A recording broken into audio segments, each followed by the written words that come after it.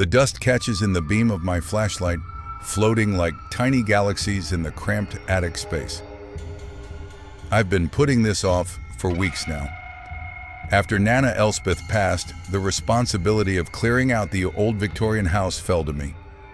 My cousins were too busy with their own lives, my parents too elderly to manage the stairs, and my sister, well, Corinne hasn't been back to Briar's Hollow in 15 years, not since the accident. I sweep the light across forgotten furniture draped in yellowed sheets, boxes of Christmas decorations we haven't used since I was a child, and stacks of moldering magazines.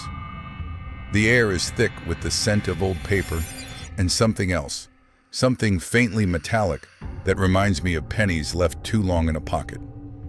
"Just get it over with, Alistair," I mutter to myself, my voice sounding strange in the silence. "Box it up, donate what you can, and be done with it. The estate agent is coming next week. The old house is worth a fortune now that Briar's Hollow has become a trendy weekend retreat for city folk. The money will help with Mom's mounting bills, so there's no point in sentimentality. Still, I can't help but feel a pang of regret. This house has been in the Kestrel family for generations. The beam of my flashlight catches on something in the far corner, a trunk I don't recognize. It's made of dark wood with brass fittings, the kind you might see in an old pirate movie. Curious, I make my way towards it, careful not to bump my head on the sloping ceiling. The trunk has no lock, just a simple latch. I blow off a layer of dust and lift the lid. Inside are stacks of letters, tied with faded ribbon, and several leather-bound journals. On top sits a black and white photograph in an ornate silver frame. I pick it up, angling it towards the light. It's a formal portrait of a man in his 30s, dressed in the fashion of the 1940s. His eyes are light, probably blue, and there's something familiar about the set of his jaw. With a jolt, I realize it's my grandfather, Orville Kestrel. I've seen photos of him before, of course, but this one is different. There's an intensity in his expression that I've never noticed in the family albums downstairs. I set the photograph aside and pick up one of the bundles of letters. The paper is thin and fragile, and the handwriting is in an elegant cursive that's becoming a lost art. The first letter is dated August 17th, 1943. My dearest Orville, I hope this letter finds you well. The weather here in Hamburg has turned cold earlier than usual, and the blackouts make the evenings seem endless.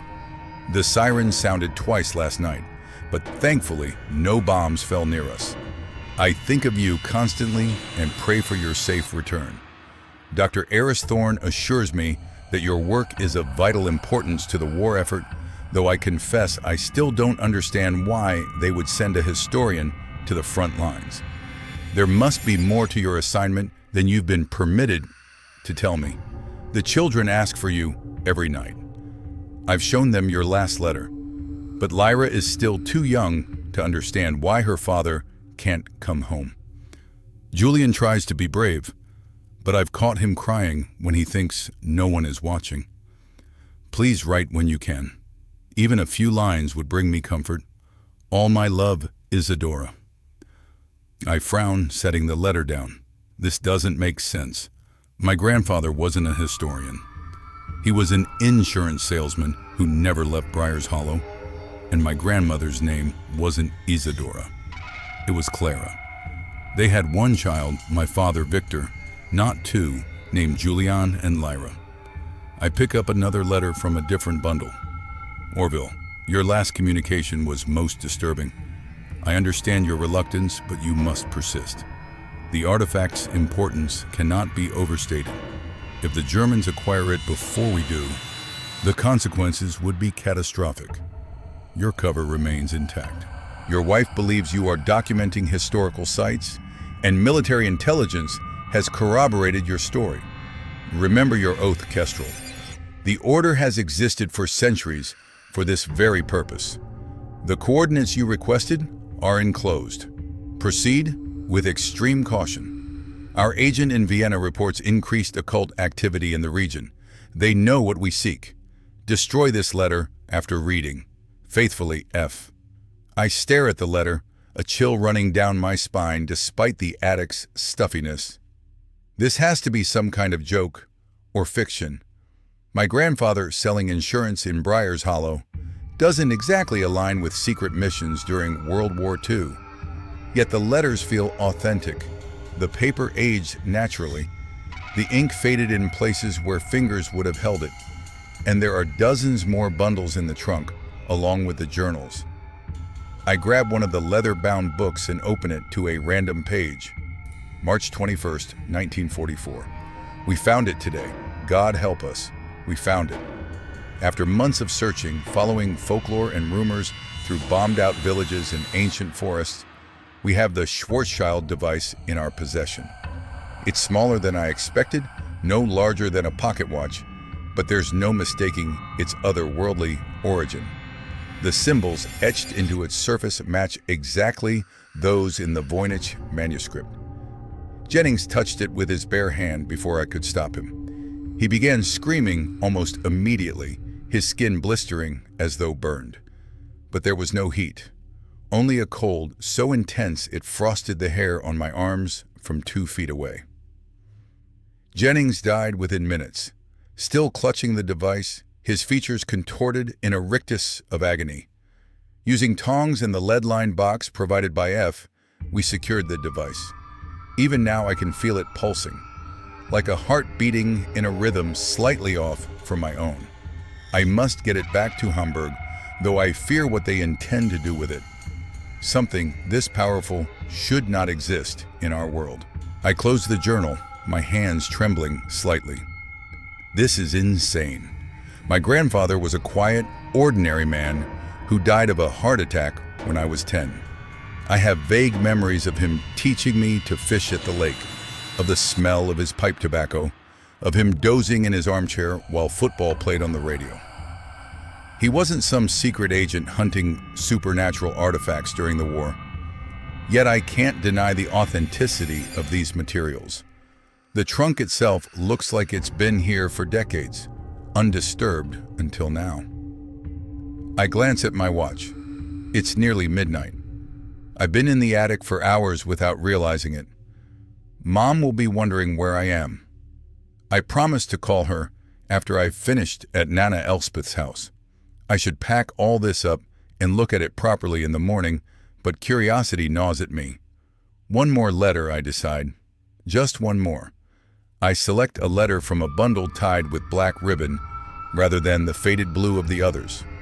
Orville, they're lying to you. The Order has no intention of destroying the device. I've seen the plans. They mean to harness its power, to open the doorway permanently. You must not deliver it to Hamburg. The risk is too great. There's a safe house in Prague. I've enclosed the address. Meet me there on the 30th and bring the device. We'll find a way to neutralize it together. Trust no one else. S. This letter isn't signed with a full name, just the initial S. Could it be from Isadora, the woman who claimed to be my grandfather's wife in the first letter? I reach for another journal, flipping through until a passage catches my eye.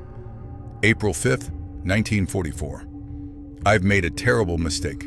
I trusted S when I should have listened to F. The safe house was a trap. The men waiting there weren't part of our order, but something else, something worse. They spoke German, yes, but with an accent I couldn't place. Their eyes. I escaped with the device, but not before using it. God forgive me, but I had no choice. They had me cornered, and their intentions were clear. I remembered Jennings's death and took a calculated risk. I removed the device from its box and activated the central dial. What happened next defies explanation. The men, if they were men at all, began to fold in on themselves, as though reality itself rejected their presence. Their screams still echo in my ears, but not because of their volume. The sound seemed to come from everywhere and nowhere, vibrating in my bones rather than traveling through the air. I replaced the device in its box before it could affect me, but I fear the exposure, brief as it was, has changed me. My reflection looks wrong somehow. The eyes that stare back at me in the mirror don't feel like my own. I'm not returning to Hamburg. The device is too dangerous for anyone to possess. I've decided to disappear, to create a new life far from the war, far from the order, far from anyone who might know about the Schwarzschild device. It will stay with me, hidden where no one will ever find it. This will be my last entry. Orville Kestrel, historian and agent of the Order, dies today. I close the journal slowly, my mind racing. If I'm to believe these writings, my grandfather wasn't who my family thought he was. He was someone who assumed a new identity after the war, bringing with him some kind of dangerous artifact. But that's impossible. People can't just create new lives out of thin air, especially not in a small town like Briar's Hollow, where everybody knows everybody's business. Yet doubt creeps in. I realize I know very little about my grandfather's early life. He rarely spoke about his past, and when he did, the stories were vague, lacking specific details. I always attributed this to the typical reticence of men of his generation, especially those who lived through the war. I look back at the trunk. There's more here, much more. Letters I haven't read, journals filled with entries that might explain everything. But a niggling fear stops me from continuing tonight. What if it's true? What if my entire family history is built on a lie? And what happened to the woman named Isadora and her children, Julian and Lyra? I carefully return everything to the trunk, close the lid, and make my way back downstairs. The old Victorian feels different now, its familiar creaks and groans taking on a sinister quality I've never noticed before. In the kitchen, I pour myself a generous whiskey from Nana Elspeth's liquor cabinet and call my mother. "Alistair, is everything all right? It's after midnight." Her voice is thick with sleep. "Sorry, Mom. I lost track of time at Nana Elspeth's house. Listen, I have a question. Did Grandpa Orville have any family before he met Nana Clara?" There's a pause, longer than it should be. "Why do you ask?" "Just curious. I found some old photos in the attic." Another pause. "Your grandfather didn't like to talk about his past. I know his parents died when he was young, and he was raised by an aunt somewhere in the Maritimes. That's all your father ever told me."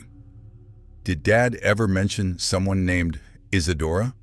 Or children called Julian and Lyra?" The silence that follows is so long, I wonder if the call has dropped. Then my mother speaks, her voice different somehow, harder. "Where did you hear those names?"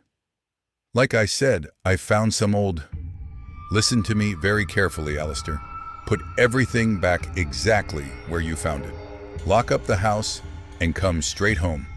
Don't tell anyone what you found, and don't look through anything else. Do you understand?" "Mom, what's going on? Do you know something about this?" "Just do as I say, please. It's important." The line goes dead. I stare at my phone, bewildered. My mother has never spoken to me that way before. She's always been the calm one, the rational one. The fact that those names provoked such a reaction only confirms that there's something to the letters, something my family has been keeping secret. Despite my mother's warning, I can't leave it alone. I finish my whiskey and head back to the attic. The trunk seems to be waiting for me, like a patient predator. This time, I'm more methodical. I remove all the contents, arranging them chronologically based on dates. The letters span from 1942 to 1945, and the journals cover an even longer period, from 1938 to 1944. I start at the beginning, with the earliest journal, January 19th, 1938. Today, I was inducted into the Order of the Eternal Watch.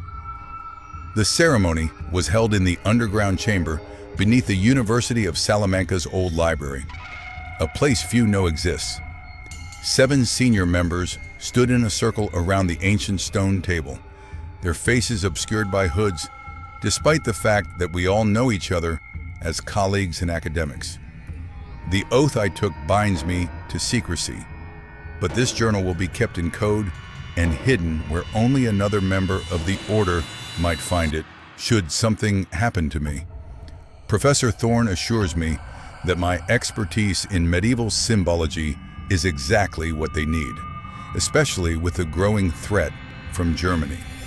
The Thule Society's influence over Hitler grows by the day, and there are rumors they seek artifacts similar to those the Order has protected for centuries. I still find it difficult to believe that such things exist, objects of power that defy scientific explanation. Yet the demonstration I witnessed during the induction leaves no room for doubt.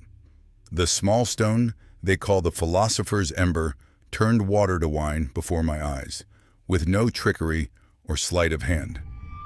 My academic career has been devoted to rationality and evidence, yet now I find myself in a world where magic, for lack of a better term, is real. It both terrifies and exhilarates me. I pause in my reading. Professor Thorne? The town of Briar's Hollow is named after one of the founding families, but I've never heard of a Professor Thorne associated with my grandfather. I continue reading through the journals, which detail my grandfather's, or whoever Orville Kestrel really was, induction into this Order of the Eternal Watch, and his early work translating ancient texts and cataloging artifacts of supposed supernatural origin. The entries become more disturbing as they approach the war years. Orville describes occult rituals performed by Nazi officials, artifacts that could control minds or open doorways to other dimensions, and a race between the Order and the Thule Society to secure these objects before they could be weaponized. By 1942, Orville had been sent to Europe under the cover of documenting historical sites at risk from bombing, but his real mission was to track down and secure artifacts before the Germans could find them. The letters from Isadora, who I now understand was his real wife, become increasingly desperate as the war progresses. She knows something is wrong, that her husband isn't telling her everything. The children grow older without their father. Julian has behavioral problems at school. Lyra has nightmares about a shadow man who whispers to her at night. The letters from F, who I deduce is Professor Finch, mentioned in the journals as a senior member of the Order, become more urgent and less concerned with Orville's safety as the hunt for the Schwarzschild device intensifies.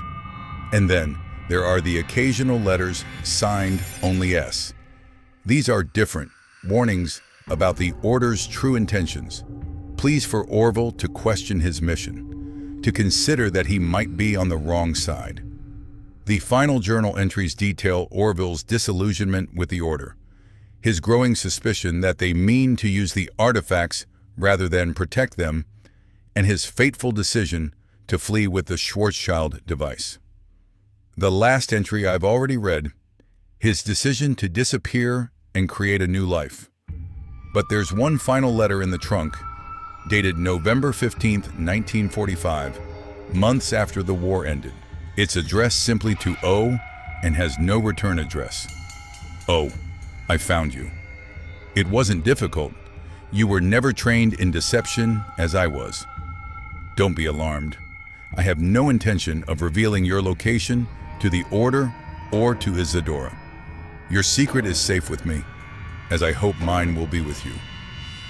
You were right to take the device and run. The Order has changed. The war corrupted them, as power always corrupts. They've split into factions, each with their own agenda for the artifacts.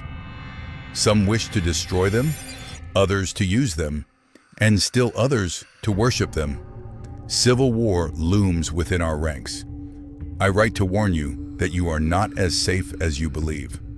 The device leaves a trace, a quantum signature that those with the right tools can detect. They will find you eventually, unless you take precautions. Enclosed is a schema for a containment box that will mask the signature. I've also included instructions for a ritual, yes, a ritual, despite your scientific misgivings, that will bind the device to your bloodline. This will prevent anyone else from using it, even if they manage to steal it. There is a price, of course. There always is with objects of power. The binding will link your fate and the fate of your descendants to the device. As long as it remains contained, you will prosper, should it ever be activated again. I leave that decision to you. You have a new wife now, I understand. Clara seems like a good woman. The child she carries will be born into a burden he cannot comprehend. Consider carefully before you proceed. I won't contact you again unless absolutely necessary. Live well, old friend. Create the quiet life you sought. Just remember that some shadows can never be truly escaped. S. Enclosed with the letter is a technical drawing of a box with multiple layers of different metals and strange symbols carved into the inner surfaces. The ritual instructions are written in Latin with English translations in the margins. I sit back, overwhelmed by what I've learned. If these documents are to be believed, and despite the fantastical elements, I'm finding it harder to doubt their authenticity.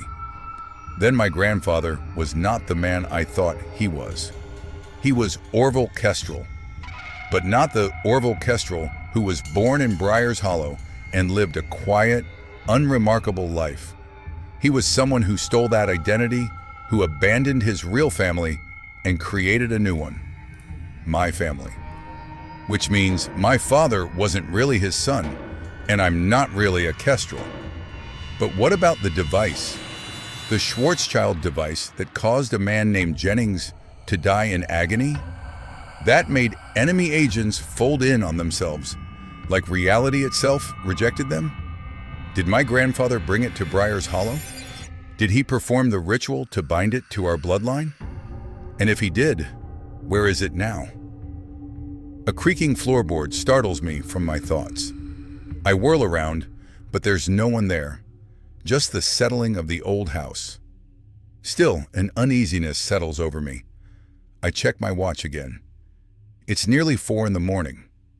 I've been reading for hours and exhaustion suddenly hits me like a physical blow. I carefully return everything to the trunk, making sure to place the items exactly as I found them. Despite my fatigue, I carry the trunk downstairs to my car. My mother's warning echoes in my mind, but I can't leave this here. I need to understand what it means for my family. As I drive home through the pre-dawn darkness, my headlights cutting through a light fog that's rolled in from the lake, I can't shake the feeling that I'm being watched. Twice I check my rearview mirror, convinced there's a car following me, but the road behind me is empty. When I arrive at my apartment building, I struggle with the weight of the trunk. It seems heavier now, as though the contents have gained mass simply by being read. Inside my apartment, I push aside the coffee table and place the trunk in the center of my living room. I should sleep. I know I should sleep, but one question keeps nagging at me. If my grandfather performed the ritual to bind the Schwarzschild device to our bloodline, where did he hide it? On a hunch, I examine the trunk more carefully. The craftsmanship is exquisite, with dovetail joints and brass fittings that have developed a beautiful patina with age. But something about the dimensions bothers me. The inside seems slightly smaller than the outside would suggest. I run my hands along the bottom, pressing gently until I feel a slight give in one corner. With more pressure, a hidden panel slides open, revealing a concealed compartment. Inside is a box that matches exactly the schema in the letter from S. It's made of layered metals, lead, copper, and something silvery that might be platinum, with strange symbols etched into its surface. It's about the size of a cigar box, heavy for its dimensions. My heart races as I lift it out. There's no lock, just a simple metal clasp. Despite every instinct screaming at me to leave it closed, I find my fingers moving to open it. The clasp is stiff, as though it hasn't been opened in decades.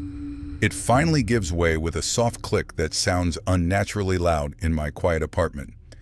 Inside, nestled in dark velvet, is an object unlike anything I've ever seen. At first glance, it resembles an antique pocket watch, round and slightly flattened, about 3 inches in diameter. But the material isn't metal. It's something that seems to shift between solid and liquid, its surface rippling slightly like the skin of a soap bubble, reflecting colors that don't quite exist in nature. Symbols are etched into its surface, the same symbols from the box and from the pages of my grandfather's journal. In the center is a small dial that seems to float just above the surface without actually touching it. I don't touch it. I remember what happened to Jennings when he made that mistake. Instead, I stare at it, mesmerized by its impossible physics. By the way, it seems to pulse with a rhythm that's almost but not quite synchronized with my heartbeat. This is it, the Schwarzschild device, the artifact my grandfather stole from his mission, the object so powerful that multiple factions were willing to kill for it during the war, and apparently it's been bound to my family's bloodline for generations. I carefully close the box, not quite believing what I've discovered. My grandfather, or the man who became my grandfather, was involved in something far beyond ordinary espionage during the war. He was part of a secret order that dealt with objects of power, with things that should not exist according to the laws of physics as we understand them. And now, through a chance discovery in Nana Elspeth's attic, I'm involved too. I return the box to its hidden compartment in the trunk and slide the panel back into place. My phone buzzes with a text message. It's from my mother. "Coming over. Don't do anything until I get there." I glance at the time, 5:17 a.m. My mother, who normally doesn't leave the house before 9, is coming to my apartment at dawn.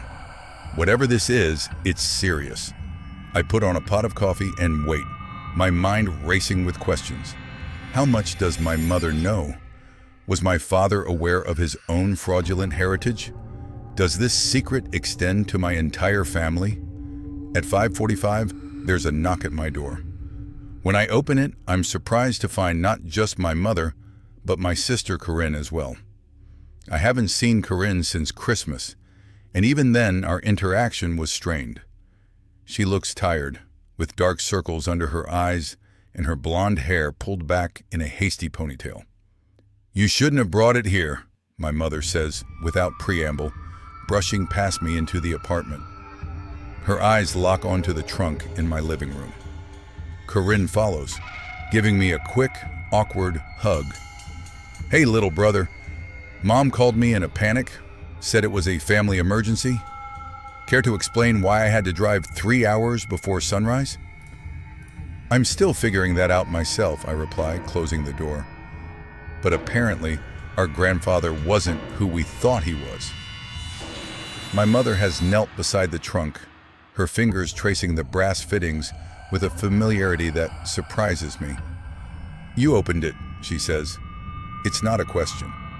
"Yes, and I read the letters and journals inside." I hesitate, then add, "and I found the device too." Corinne looks between us, confusion evident on her face. "What device? What are you two talking about?" My mother stands, suddenly looking every one of her 70 years. "Sit down, both of you. There are things you need to know, things your father and I agreed never to tell you." We settle in the living room, me and Corinne on the couch, our mother in the armchair opposite. Between us sits the trunk, an unwelcome guest at this family reunion. "Your grandfather, my father-in-law, came to Briar's Hollow in late 1945. My mother begins. "He claimed to be Orville Kestrel, who had left town as a young man and was now returning after the war. The real Orville Kestrel had indeed left Briar's Hollow years earlier and had no living relatives in town. so no one questioned his identity. He wasn't a historian or a spy, Corinne says, skepticism heavy in her voice. He sold insurance and coached local football. That was his cover, I explain. According to his journals, he was originally an academic, an expert in medieval symbology, who was recruited into a secret organization called the Order of the Eternal Watch before the war. They sent him to Europe to find and secure artifacts of power, including something called the Schwarzschild device. My mother nods. That's consistent with what Victor, your father, discovered after Orville's death. There was a letter addressed to your father explaining everything. It was to be opened only in the event of Orville's death. And Dad never told us, Corinne sounds hurt. He wanted to protect you, our mother says softly. Both of you. The letter explained that the device had been bound to our bloodline through some kind of ritual. As long as it remained contained and inactive, our family would prosper. But if it were ever used again? What? I prompt when she trails off. What happens if it's used again? My mother meets my eyes. The letter wasn't specific. It just said that the consequences would be catastrophic, not just for our family, but potentially for reality itself. Corinne laughs, the sound brittle in the tense atmosphere. Reality itself? Mom, do you hear yourself? This is insane. Grandpa was probably senile when he wrote that letter, or it's some kind of elaborate joke. It's not a joke, I say firmly. I've read his journals from during the war. The details are too consistent, too specific to be fabricated, and I've seen the device. It's not normal. It doesn't behave according to the laws of physics as we understand them. You open the box? My mother's voice rises in alarm. Did you touch the device? No, I just looked at it. It's unlike anything I've ever seen. Not quite solid, not quite liquid, with symbols etched into its surface. Close the box and lock it, my mother commands. Now. I move to the trunk, slide open the hidden panel, and double-check that the containment box is securely closed. The clasp seems to resist slightly before clicking into place. What I don't understand, I say as I secure the hidden compartment, is why Grandpa, or whoever he really was, abandoned his first family. He had a wife named Isadora and 2 children, Julian and Lyra. He just left them behind when he created his new identity. My mother and Corinne exchange a look that sends a chill down my spine. What? I demand. What aren't you telling me? Isadora and her children didn't survive the war, my mother says quietly. Their home in Hamburg was hit during an air raid in early 1945. There were no survivors. The revelation hits me like a physical blow. He knew. That's why he didn't go back to them. According to your father, Orville received news of their deaths while still in Europe. It was part of why he decided to start a new life. He blamed himself, believed that if he had been with them, instead of pursuing the device, they might have gone to a shelter sooner, might have survived. So we're not really Kestrels, Corinne says, processing this information. Our real family name would have been whatever Grandpa's name was before he took that identity. The journals never mention his original name, I realize. He's always referred to as Orville, or O. But there's another mystery, someone who signs their letters only as S. Silas Thorne, my mother says, surprising me. That was in the letter too? He was another member of the order who defected around the same time as your grandfather. Apparently, they maintained sporadic contact over the years. Thorne? Like the town? Corinne asks. The town was named after his family. They were among the original founders in the 1800s. The family estate is that big property on the hill overlooking the lake. You know, the one that's been abandoned for decades. I remember the place. A sprawling Victorian mansion surrounded by overgrown gardens, its windows boarded up, a chain-link fence warning trespassers to keep out. As children, we called it the witch house and dared each other to climb the fence. No one ever did. So this Silas Thorne helped Grandpa escape from this order, I summarize. But why Briar's Hollow? Why come to the town named after his friend's family? It wasn't just named after them. The Thornes owned half the town at one point. Silas apparently arranged for Orville to establish himself here, where he could keep an eye on him and the device from a distance. Corinne stands abruptly, pacing the small living room. This is too much. Secret orders, magical devices, fake identities. It sounds like the plot of a bad movie.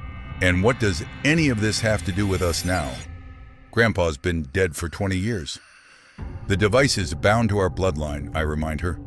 According to the letter from Silas, that means our fates are linked to it somehow.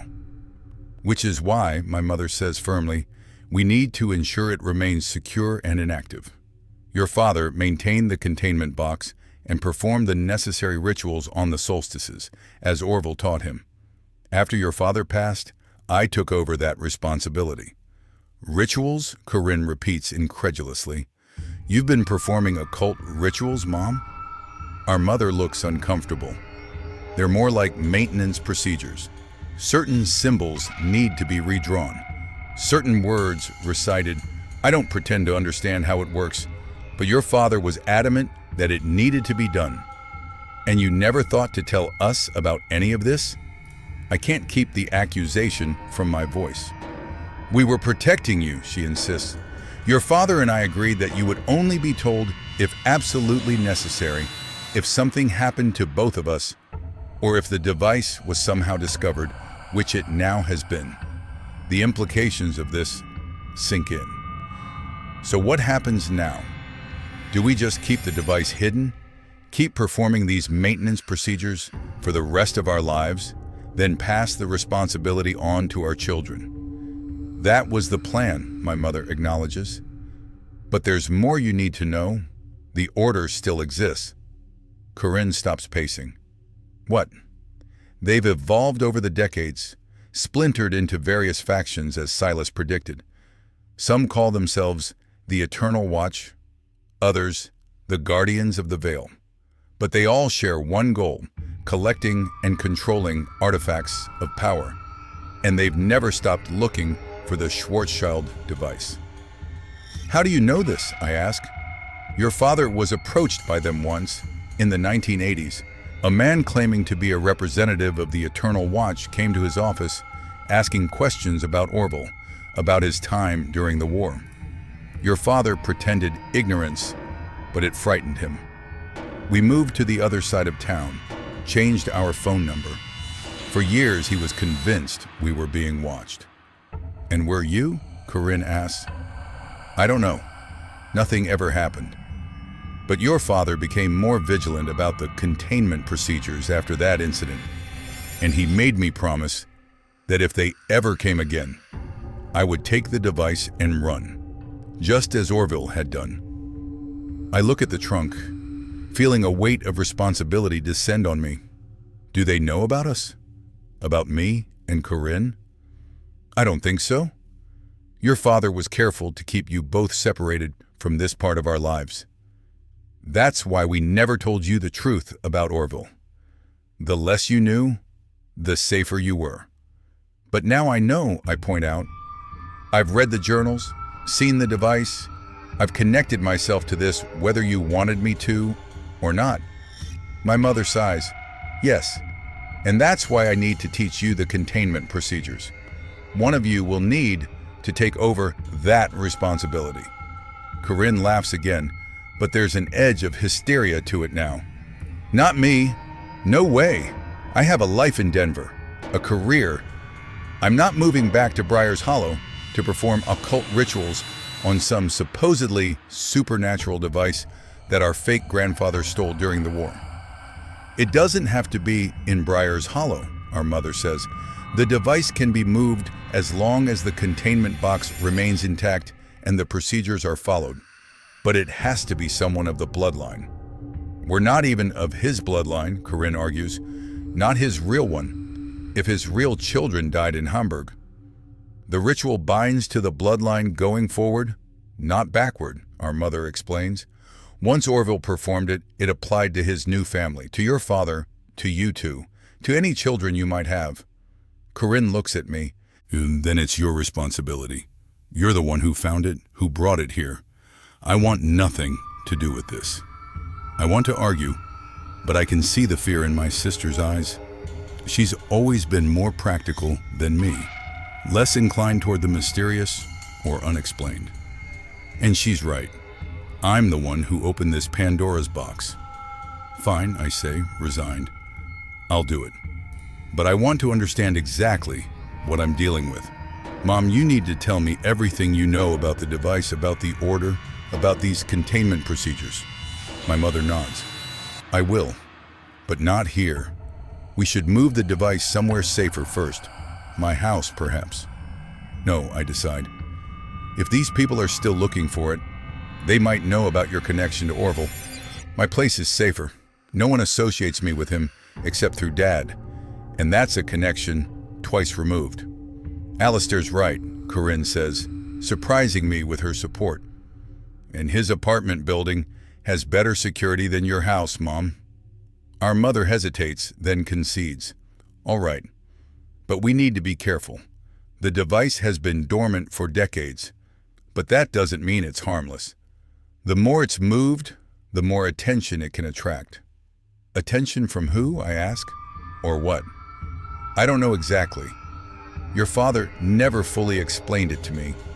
He just said that the device exists partially in our reality and partially elsewhere, and that moving it creates a kind of ripple that those sensitive to such things can detect.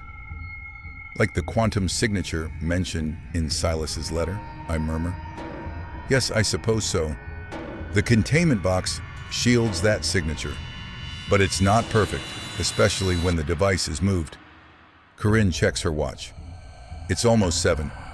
I need coffee and food if we're going to keep discussing our family's secret occult legacy. The normalcy of the request breaks some of the tension. I move to the kitchen to make breakfast while my mother and Corinne continue talking in low voices in the living room. As I crack eggs into a bowl, I try to process everything I've learned in the past 12 hours. My grandfather was not who I thought he was.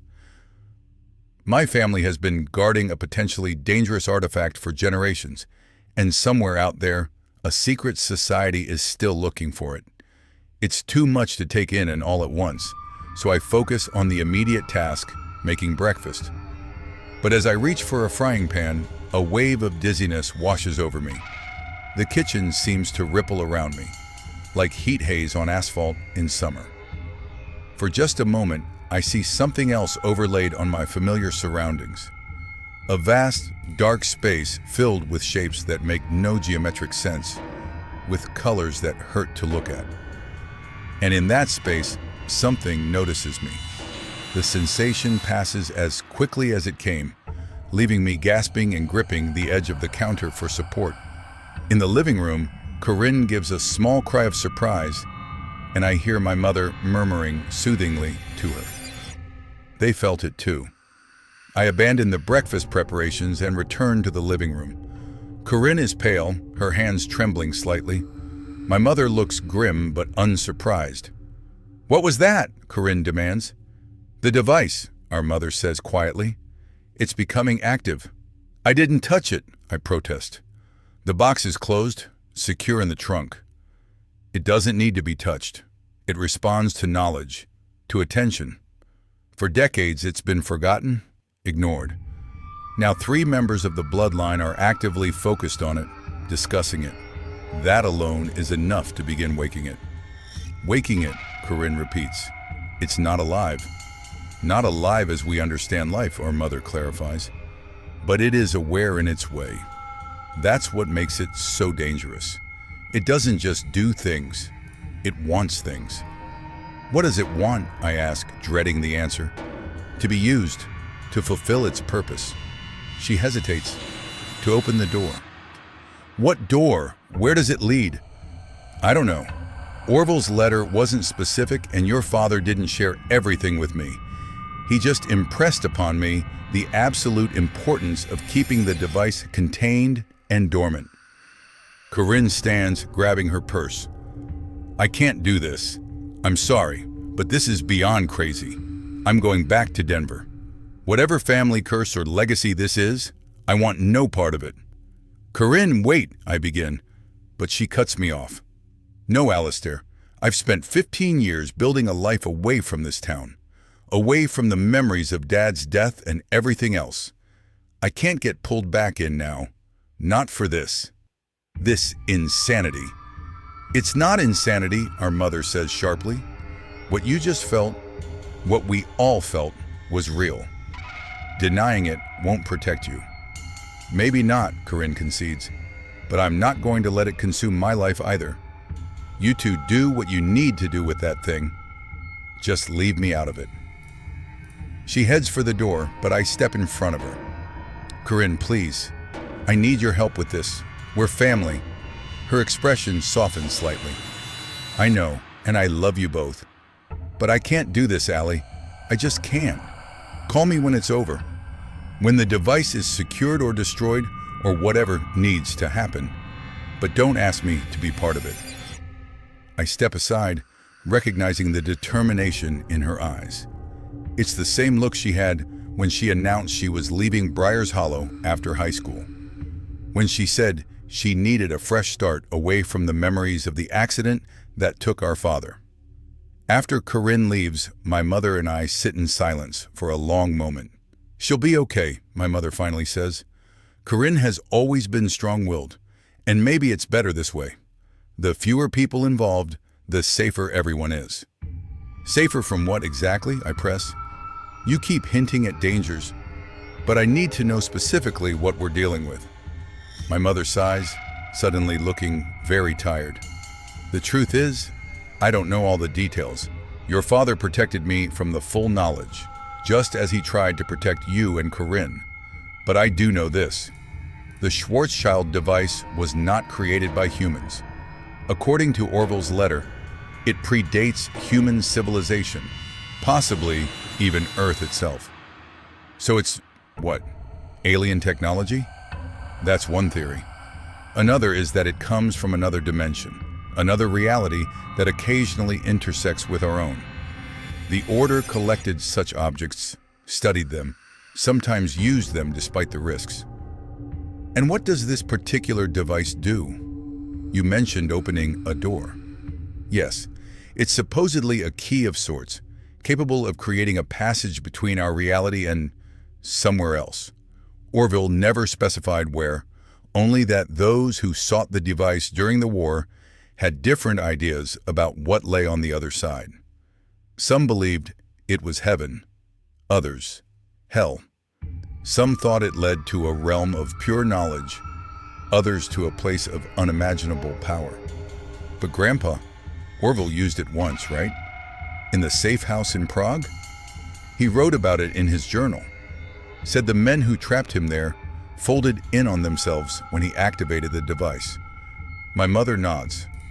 Yes, and that brief activation had consequences. The ritual to bind the device to our bloodline was partly a precaution against those consequences, a way to contain the damage to just our family line rather than allowing it to spread. What kind of damage? I ask, my mouth suddenly dry. She meets my eyes. Reality becomes thin around those who've been exposed to the device. Strange things happen. Coincidences that aren't coincidences. Dreams that bleed into waking life. And sometimes, visitors. Visitors? From the other side of this door? I think so, yes. Your father had experiences he wouldn't fully describe to me. Encounters with beings that shouldn't exist in our world. That's why the containment procedures are so important. They don't just keep the device dormant. They keep those thin spots in reality from tearing open completely. The gravity of the situation settles over me like a physical weight. And now, it's my responsibility. It doesn't have to be, my mother says gently. We could find another solution. Perhaps contact Silas Thorne if he's still alive. He might know more about how to properly dispose of the device. You think he's still in Briar's Hollow? At that old mansion? I don't know. No one has seen any of the Thorne family in decades. The property is maintained by a trust, but the house itself has been empty since the 1970s, as far as anyone knows. A plan begins to form in my mind. We should go there. If Silas was Orville's ally, if he helped him escape with the device, he might have left information behind. Something that could help us understand what we're dealing with more completely. Breaking into the Thorne estate? My mother sounds skeptical. That's trespassing, Alistair. Do you have a better idea? Because right now we have an artifact that's waking up, a secret society that might still be looking for it, and only the vaguest notion of how to keep it contained. We need more information. She considers this, then nods reluctantly. All right, but first I need to show you the containment procedures. If the device is becoming active, we can't wait. My mother opens her purse and removes a small leather-bound book, similar to Orville's journals, but newer. Your father kept detailed notes on everything Orville taught him. I've continued the practice. She opens the book to a marked page, revealing diagrams of symbols that match those on the containment box, along with handwritten instructions. These symbols need to be refreshed every solstice and equinox, she explains. The ink is a mixture of specific elements, iron filings, silver dust, salt, and a drop of blood from a member of the bloodline. Blood magic. I can't keep the skepticism from my voice. Call it what you will. It works. I've maintained these procedures for 15 years since your father's death, and the device has remained dormant until now. She continues explaining the ritual. Certain words that must be spoken in Latin, a specific arrangement of candles, timing that must coincide exactly with the astronomical event. The next equinox is in September, she says. But given what happened earlier, that ripple we all felt, I think we should perform an emergency containment ritual now. It won't be as effective as one done on a solstice or equinox, but it should help stabilize the device temporarily. I agree, and my mother guides me through the preparations. We clear space in my living room, arranging candles in a pattern around the trunk. She uses a silver pen to carefully redraw faded symbols on the containment box, then shows me how to mix the special ink. A drop of blood, she instructs, holding out a small pin. Just a pinprick on your finger is enough. I hesitate only briefly before pricking my finger and allowing a drop of blood to fall into the mixture. My mother stirs it with a small silver rod, then uses a fine brush to trace certain symbols on a piece of parchment that she places beneath the containment box. Now repeat after me, she says, and begins reciting words in Latin. I follow as best I can, stumbling over the unfamiliar pronunciation. As we complete the ritual, the candles flicker simultaneously, though there's no breeze in my apartment. A sensation of pressure builds in the room, as though the air itself is being compressed, and then releases with an almost audible pop. The rippling effect I experienced earlier does not return. The device, it seems, has been temporarily pacified. It worked, my mother says, sounding relieved, but this is just a stopgap measure. We need a more permanent solution. The Thorne estate, I remind her. We should go there today, see what we can find.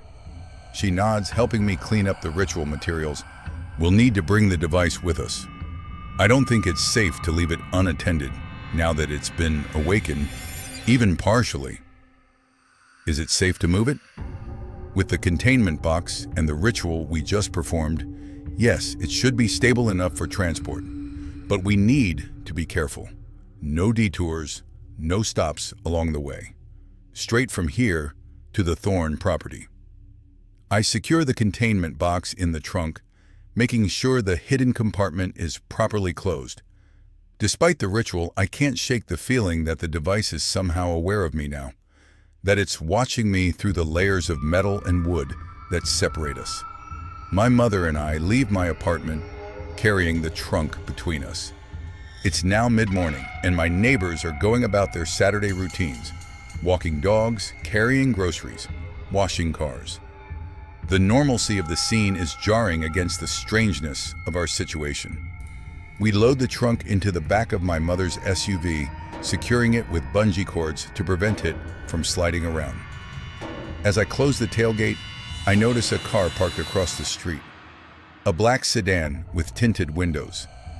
I can't see if anyone is inside, but something about it raises the hairs on the back of my neck. "Mom," I say quietly, "that black car across the street, has it been there long?" She glances over casually, then tenses. "I don't know, but let's not take any chances. Get in." We drive away, and I keep an eye on the rearview mirror. The black sedan doesn't move, which should be reassuring, but somehow isn't. I can't shake the feeling that we're being watched.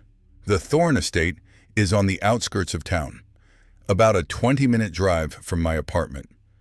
As we approach, the landscape becomes more rural, with open fields giving way to dense woods. The property itself is surrounded by a high stone wall, interrupted only by a pair of wrought iron gates that have been chained shut for as long as I can remember. "How do we get in?" I ask as my mother parks on the shoulder of the road out of sight of the main gate. "There's a service entrance on the east side of the property," she says. "Your father showed it to me once, years ago. It's less conspicuous than trying to climb the main gate." We leave the car locked, the trunk secure in the back, and follow the stone wall around the perimeter of the property. After about 10 minutes of walking, we come to a smaller gate, partially hidden by overgrown vegetation. The lock is old and rusted, but still functional. "Now what?" I ask. My mother reaches into her purse and produces a key. "Your father kept this. I never asked where he got it." The key fits the lock, though it takes some effort to turn. The gate swings open with a protesting creak, revealing a narrow path overgrown with weeds. "Dad came here?" I ask as we make our way along the path. "Why?" "After that man from the order approached him in the 80s, he became obsessed with finding a way to permanently neutralize the device. He thought Silas Thorne might have left information behind when he abandoned the estate." "And did he find anything?" "Not that he ever told me, but he only came a few times before he died." The path leads us through dense woods, until the trees suddenly give way to formal gardens, or what used to be formal gardens. Now it's a wilderness of overgrown hedges, crumbling statuary, and flower beds reclaimed by native plants. Beyond the gardens stands Thorne Manor, a sprawling Victorian mansion that must have been magnificent in its day. Now it's a decaying shell, with peeling paint, boarded windows, and a sagging roof. Yet despite its dilapidated state, it retains a certain grandeur, a suggestion of the power and wealth that built it. "It's bigger than I remember," I murmur as we approach. "The Thornes were one of the wealthiest families in the state before they disappeared," my mother explains. "This house was just one of their properties. They had others in Europe and South America." The front door is secured with a heavy padlock, but again, my mother has a key. Inside, the house is surprisingly intact, if dusty and neglected. Sheets cover the furniture, and cobwebs drape from the chandeliers. But there's no sign of vandalism or animal intrusion. Someone maintains this place, I observe. Even abandoned houses don't stay this preserved without some care. "The trust," my mother reminds me. "They probably send people to check on it periodically, make sure it's secure." We move through the ground floor rooms, a grand foyer, a formal dining room, a library with empty shelves, a music room with a sheet-covered piano. Everything speaks of wealth and cultivation, of a family that valued art and learning. Where would Silas keep information about the order or the device, I wonder aloud? If he was anything like Orville, he'd have a hidden space, my mother suggests. a place where sensitive materials could be stored safely. We search for such a space, looking for hidden panels, false walls, secret compartments in the furniture. The house is vast, and our progress is slow. By mid-afternoon, we've covered only the ground floor and part of the second, with no success. "We should get the trunk from the car," my mother says, as we take a break in what was once a study. I don't like having it out of our sight for so long. I agree, and we make our way back to the service entrance and then to the car. Everything appears undisturbed, but as I reach for the tailgate, that sense of being watched returns, stronger than before. I scan the road in both directions. There's no sign of the black sedan I noticed earlier, no indication that anyone else is around. Yet the feeling persists. We retrieve the trunk and carry it back to the house, placing it in the study where we were resting. As we set it down, a floorboard creaks loudly, then gives way beneath the weight, causing the trunk to tilt precariously. I grab it before it can fall, but the damage is done. The floorboard has splintered, revealing a space beneath. My mother and I exchange a look, then carefully move the trunk aside and examine the broken board. It's not a structural failure, but a deliberate hiding place. The board has been cut and fitted with tiny hinges, designed to open when pressure is applied in just the right spot. And in the space beneath is a metal box, similar in size to a safety deposit box. I retrieve it carefully. Like the containment box for the device, it's made of multiple metals layered together, though the design is simpler.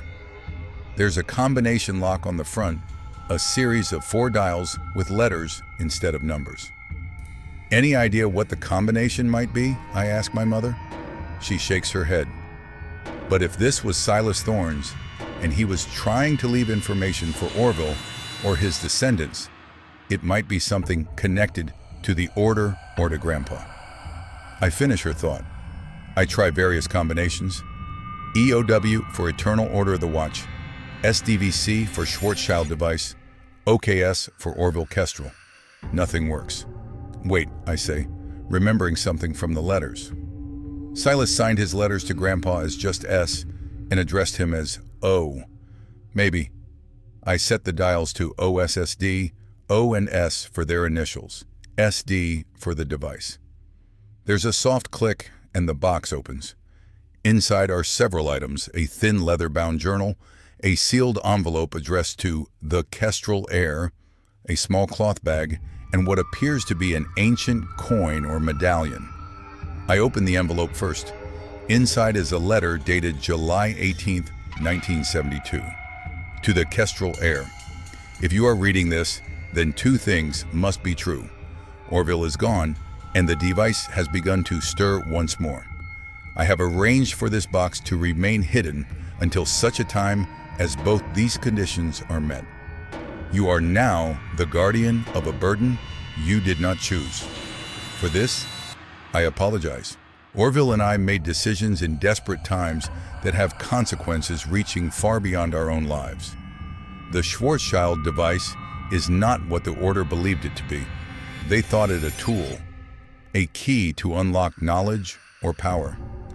In truth, it is a fragment of something larger, something that should never have entered our reality. The entities that pursued us during the war were not merely Nazi occultists or rival factions of the Order. They were vessels, humans whose minds had been compromised by contact with the world beyond the door. They sought the device not for themselves, but for their masters, beings that exist in the spaces between realities. These entities cannot fully manifest in our world without a gateway, and that is what the device provides. When Orville activated it in Prague, he created a temporary opening, just enough for their influence to seep through. That influence attached itself to him, to his bloodline, like a parasite seeking a host. The binding ritual we performed was not merely to prevent others from using the device. It was to contain that influence, to prevent it from spreading beyond your family. It was the lesser of two evils, sacrificing one bloodline to protect countless others. But there is another way. In the years since Orville disappeared, I have searched for a method to neutralize the device permanently. My research has taken me to places I never thought to go, to sources of knowledge the Order either did not know about or deliberately avoided. The journal enclosed contains my findings. The medallion is a key to a vault beneath this house, where I have gathered artifacts and texts that may aid you. The contents of the cloth bag are seeds of a rare plant that grows only in the presence of entities from beyond. Plant them around your home. They will provide some protection against the influence of the device and warn you if any of the entities attempt to approach. One final warning. The Order is not what it once was. After the war, it splintered into multiple factions, each with their own agenda. Some still seek the device, while others believe it should be destroyed. Trust none of them. They will present themselves as allies, as experts who can help you. But their goals are not aligned with the safety of your family or our world. The Kestrel and Thorn lines are now bound together in this duty. Though I have no direct heirs, I have arranged for resources to be available to you through the Thorn Trust. The current trustee is aware of some, though not all, of these matters, and can be contacted in an emergency. Proceed with caution and remember that knowledge is both protection and danger when it comes to the device.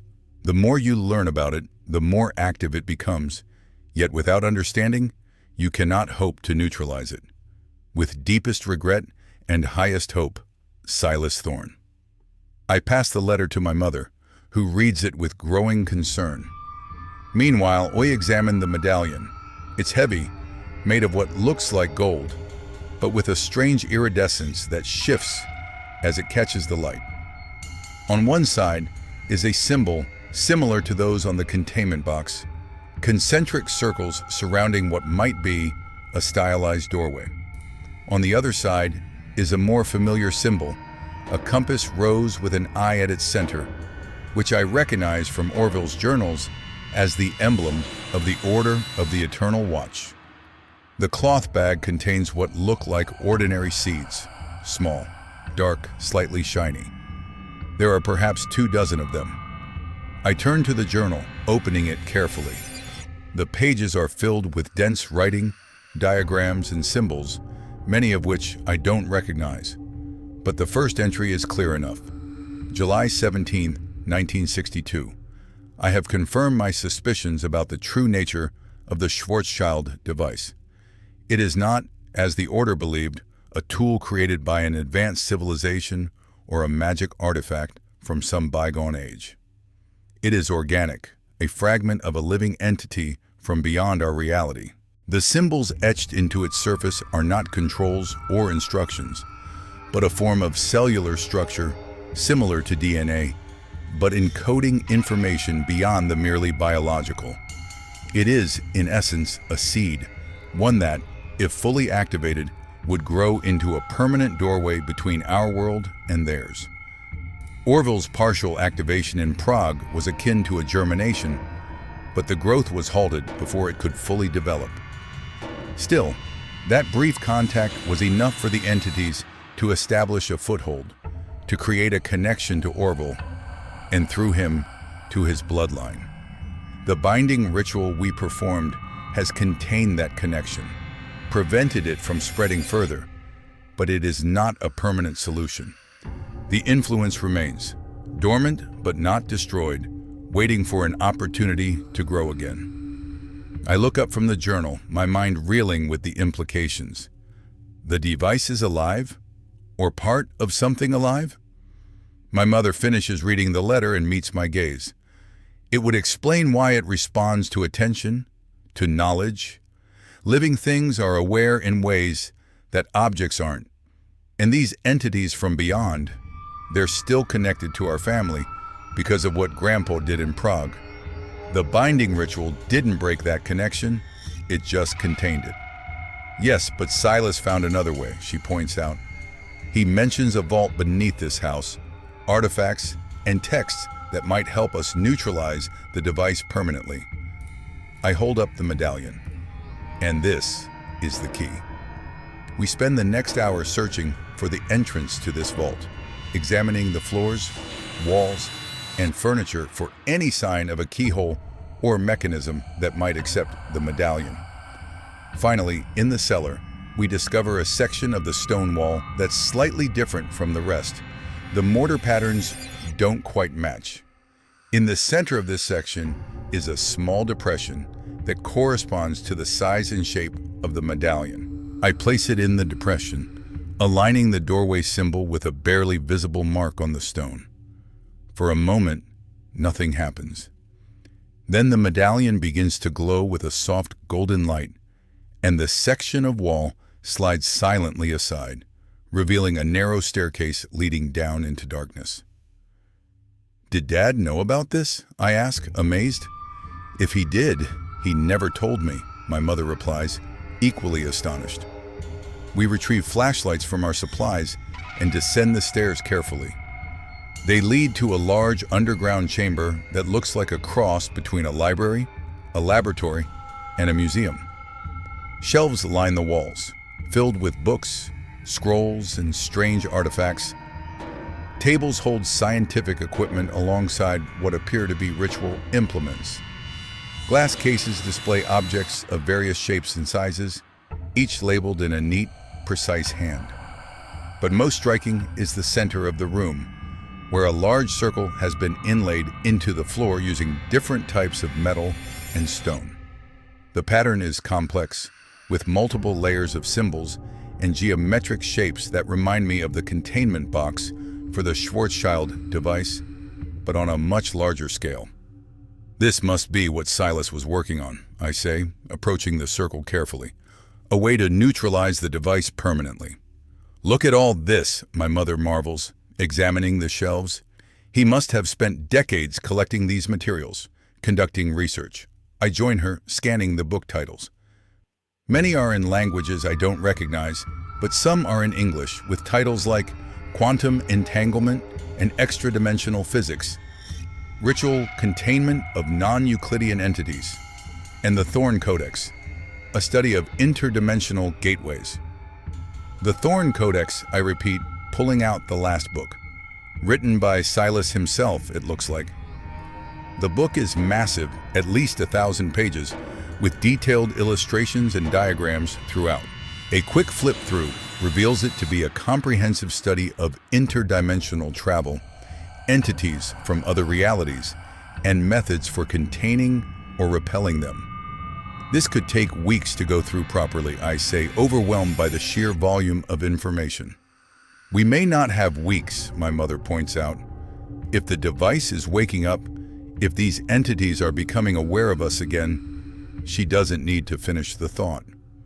We both remember the rippling reality we experienced in my apartment, the sensation of being watched that has followed us here.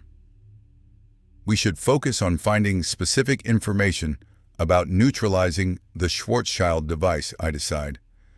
Silas said he found another way, something beyond the binding ritual. We search through the materials, looking for references to the device or to neutralization methods. After an hour, I find a folder labeled Schwarzschild Neutralization Protocol, tucked between two larger volumes.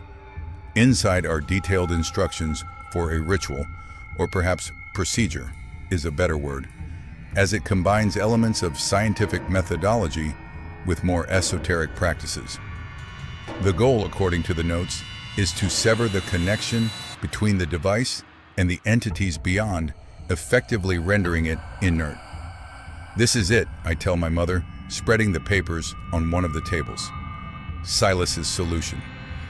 The procedure requires specific conditions: a new moon, the alignment of certain stars, and most importantly, the presence of all living members of the bloodline to which the device is bound.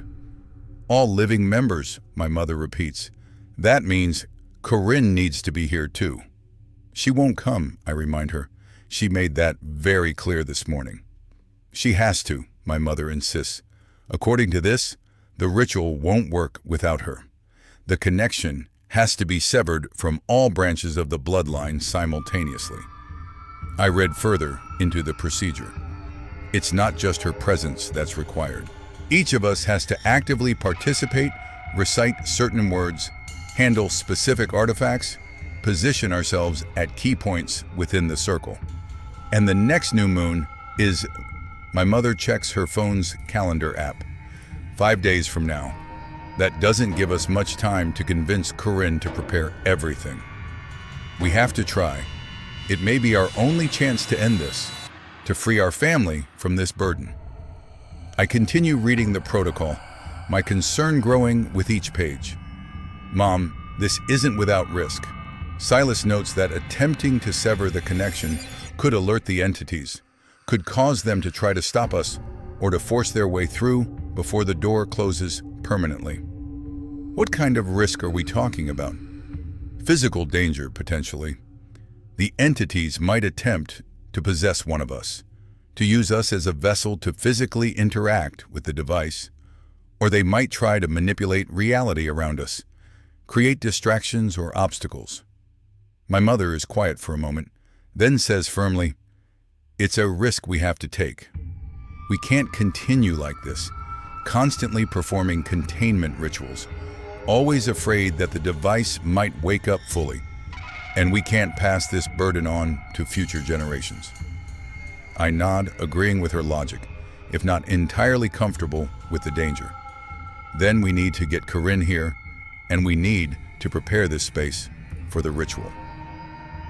According to Silas's notes, the circle in the center of the room is already properly constructed for the neutralization protocol.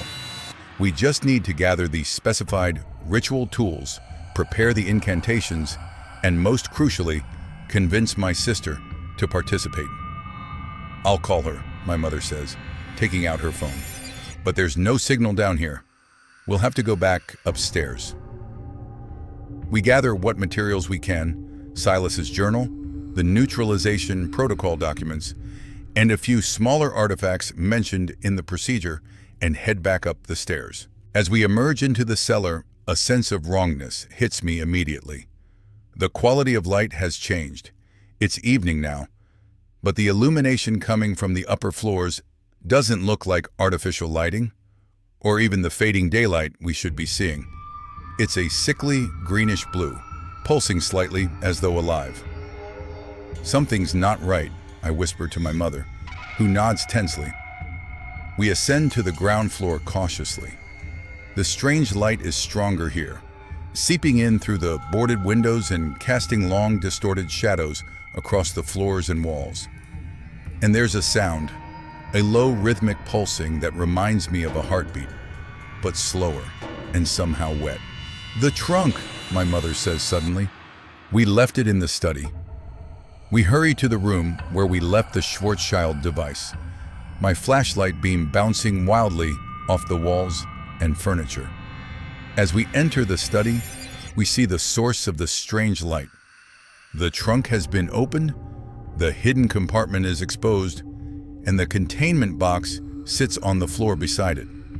The box is open as well, and the device itself, the not quite solid, not quite liquid object that resembles a pocket watch, is hovering about 3 feet above the floor, spinning slowly. It's the source of the pulsing light, which emanates from the symbols etched into its surface.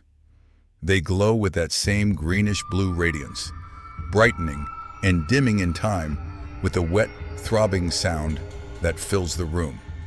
But most terrifying is the area directly beneath the floating device. The floor there seems to be melting, for lack of a better term. The hardwood is rippling and flowing like water, forming a slowly widening circle that now measures about 2 feet across.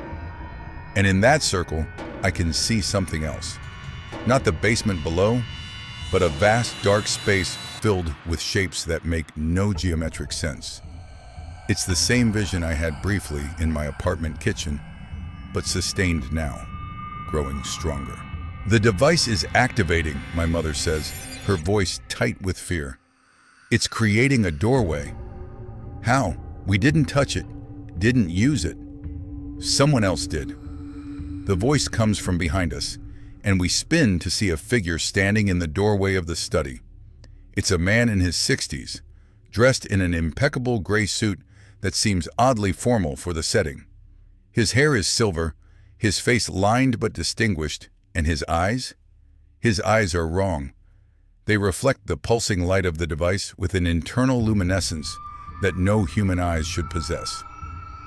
"Who are you?" I demand, though I already suspect the answer. The man smiles, and the expression doesn't quite fit his face, as though someone is wearing his features like an ill-fitting mask. "A friend of the family, you might say. I've been waiting a long time for this moment." "You're from the Order," my mother guesses. "Originally, yes. The Order of the Eternal Watch, though my allegiances have evolved over the decades." He steps into the room, his movements too smooth, too precise. "You've done well bringing the device here. This location has significance, power, that will help the opening proceed more efficiently." "We didn't bring it for you," I say, moving slightly to place myself between this stranger and my mother, "and we have no intention of letting that doorway open." The man laughs, a sound like glass breaking. "Your intentions are irrelevant. The process has begun. The Schwarzschild device has been activated, and nothing can stop it now. Soon, my masters will be able to cross over fully into this reality." "Your masters?" My mother's voice is steady despite the fear I know she must be feeling. "The entities from beyond?" "Yes, they have waited centuries for this opportunity, manipulating events, guiding certain bloodlines toward this moment. The war, the Order, Orville's mission to find the device, all of it orchestrated to bring us to this point." As he speaks, I notice the rippling circle on the floor has grown larger, now nearly 3 feet in diameter, and something is beginning to emerge from it. A dark, shifting mass that seems to fold and unfold itself in ways that hurt to look at directly. "We need to stop this," I mutter to my mother. "The containment box, if we can get the device back inside." "A futile effort," the stranger says, his hearing apparently much sharper than should be possible. "The device cannot be contained now that it has begun the opening, and even if you could somehow interrupt the process, my masters would simply find another way, another tool." "They've been trying for centuries, according to you," I point out. "They haven't succeeded yet, because they lack the proper alignment. The device, the location, and most importantly the bloodline, all three are necessary for a stable doorway. Orville Kestrel's actions in Prague created the connection to your family, making you the perfect conduits for my master's entry into this world." As the stranger talks, I'm frantically trying to think of a solution. Silas's neutralization protocol requires the new moon, all three of us present, and proper preparation. We have none of those things right now, but there must be something we can do to at least delay this process. My eyes fall on Silas's journal, which I'm still holding. On an impulse, I flip it open, searching for any information about interrupting an activation of the device. And there it is, a brief note in the margin of a page. "Emergency containment. Blood of the bound, freely given, can temporarily halt an active gateway." "Mom," I whisper, showing her the note, "we need blood from all three of us." "But Corinne, the blood of the bound," my mother says, her eyes widening with realization. "The line passes through me to you both. Perhaps the combined blood of 2 generations can stand in for the third. It might work." The stranger has noticed our exchange. "Whatever you're planning, it won't succeed. The gateway is already forming. In moments, the first of my masters will cross over."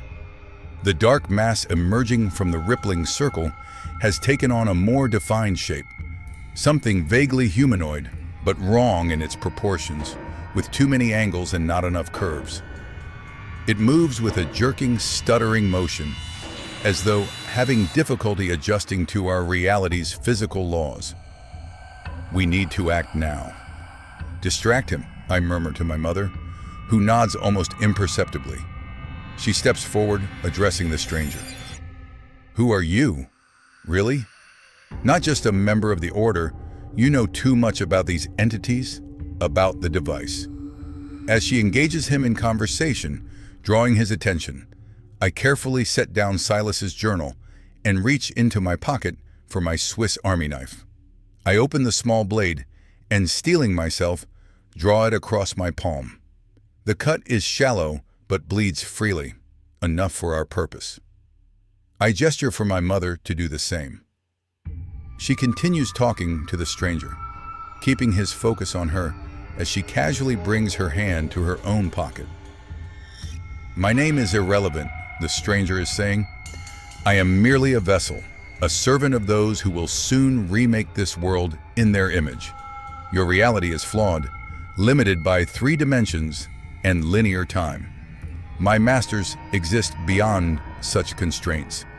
They will bring perfection, unity, a higher form of existence. By force? My mother challenges. That doesn't sound like perfection to me. That sounds like invasion, like conquest.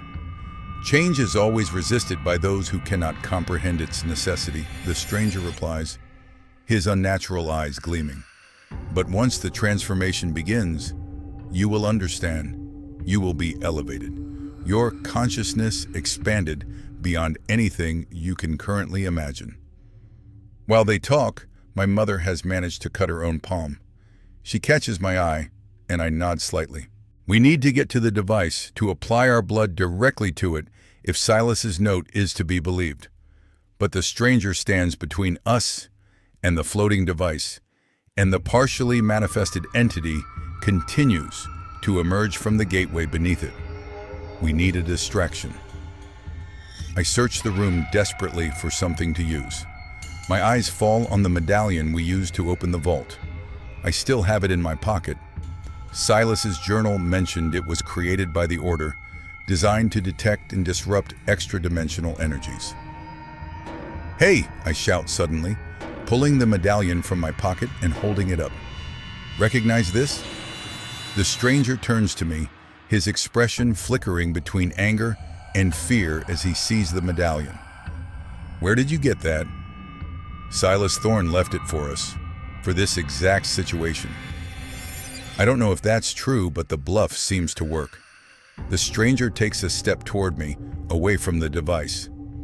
Give it to me, he demands, his voice distorting slightly, taking on a resonance that vibrates in my bones. That artifact is dangerous in untrained hands.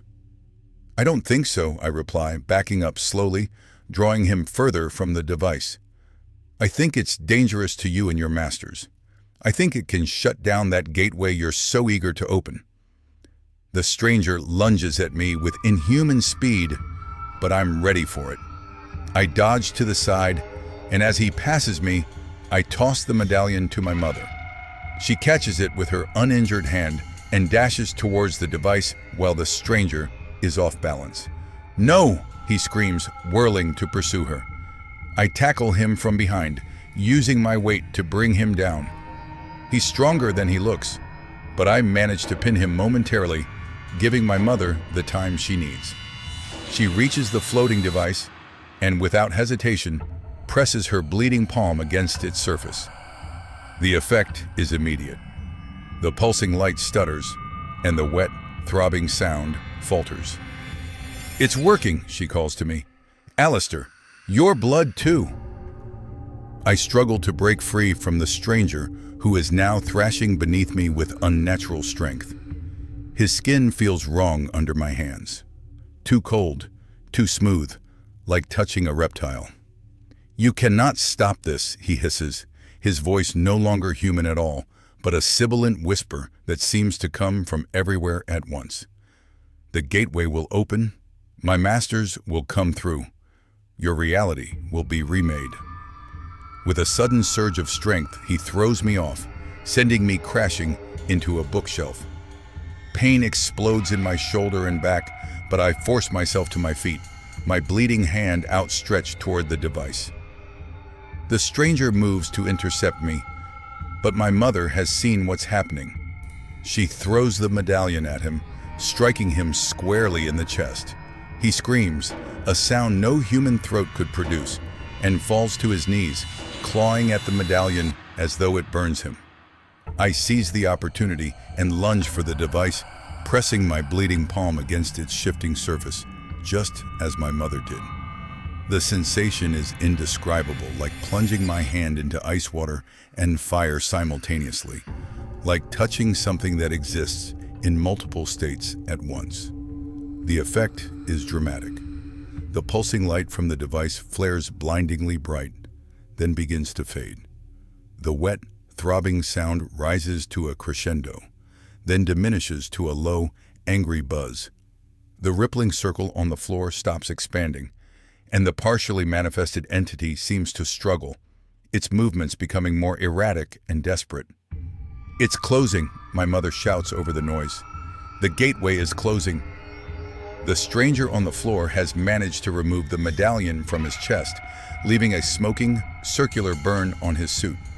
He rises, his movements jerky and uncoordinated, and stumbles toward us.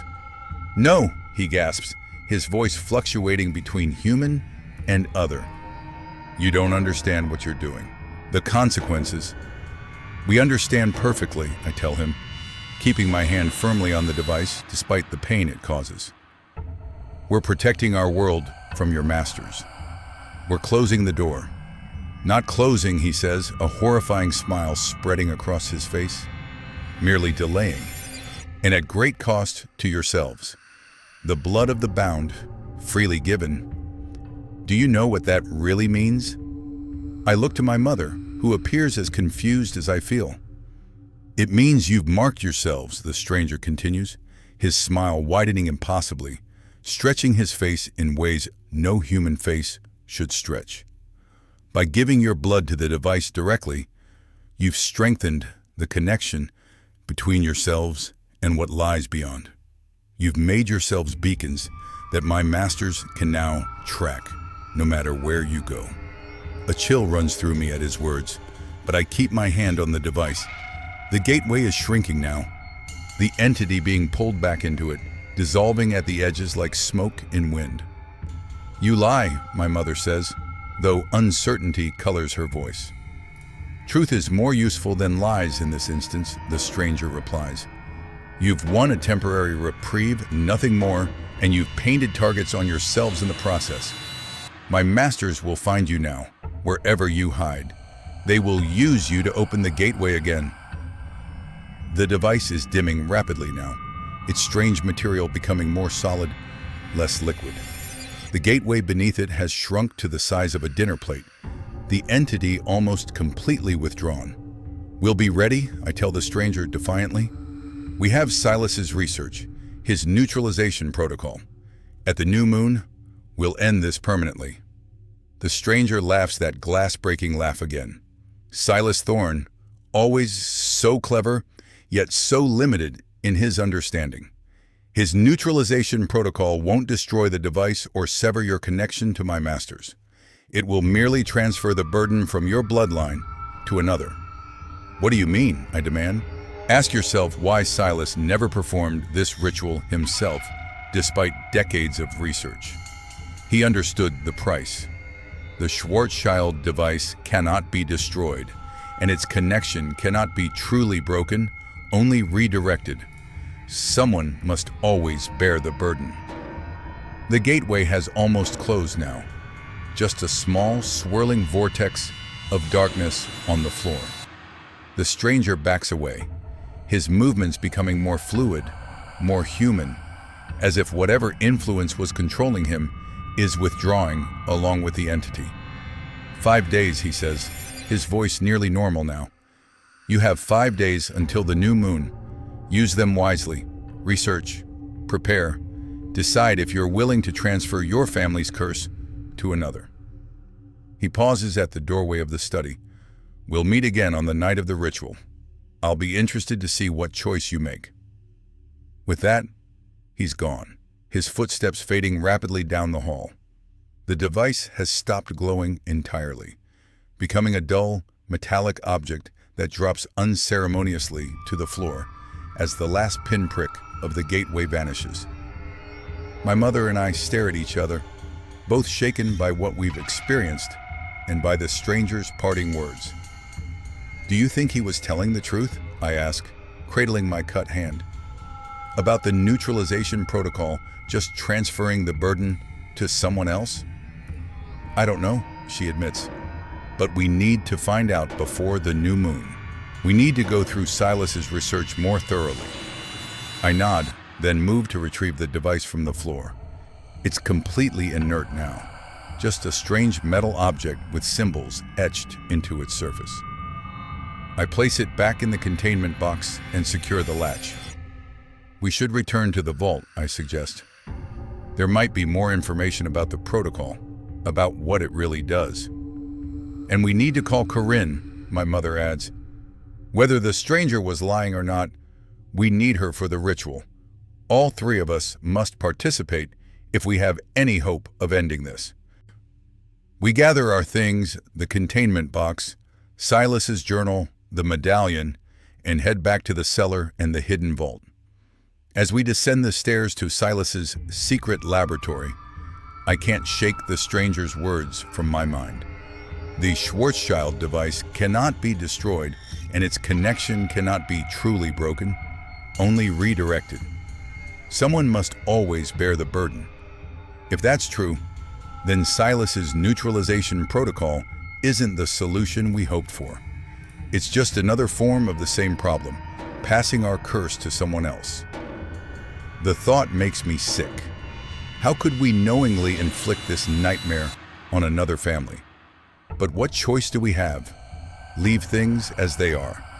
Continue the endless cycle of containment rituals, always fearing that the device might wake again, that the entities might find another way through? Or perhaps there's a third option. Something in Silas's research that we haven't discovered yet. A true solution that doesn't just shift the burden, but actually ends it. We have 5 days to find out. 5 days until the new moon, when we'll either free our family from this generations-long nightmare, or become permanent beacons for entities that want to remake our reality in their own horrifying image. As we enter the vault and close the hidden door behind us, I make a silent promise to myself. I will find a way to end this, no matter what it takes. For my mother, for Corinne, for any future generations of our family, and for Orville Kestrel, my grandfather in name, if not in blood, who made a desperate choice during a desperate time, never knowing the legacy of fear and danger he was creating for his adopted family. The burden stops with us. One way or another, it ends now.